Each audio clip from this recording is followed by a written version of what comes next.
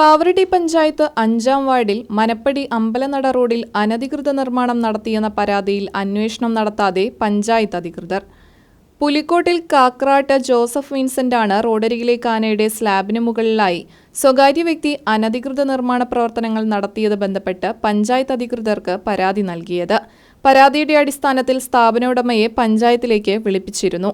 പരാതിയിൽ ഉന്നയിച്ച വിഷയങ്ങൾ പരിഹരിച്ചതായി പഞ്ചായത്ത് അധികൃതരെ തെറ്റിദ്ധരിപ്പിച്ചു എന്നാണ് വിൻസെന്റ് പറയുന്നത്.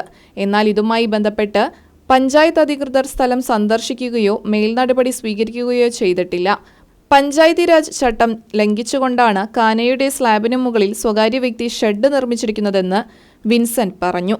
പഞ്ചായത്തിലെ ഒരു പെറ്റീഷൻ കൊടുക്കേണ്ട സാഹചര്യത്തിൽ അവിടെ മനപ്പടി അമ്പലനട റോഡിലെ ഓയിൽ ഗ്യാസ് മില്ല് അവർ കാനയിലേക്ക് ഇറക്കി കെട്ടിയ ഭാഗം പൊളിപ്പിക്കാൻ വേണ്ടി ഓർഡർ ഇട്ടുണ്ടായിരുന്നു.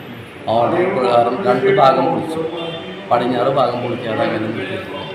അപ്പോൾ അതെന്താണ് അങ്ങനെ ഉണ്ടായതെന്ന് നമുക്ക്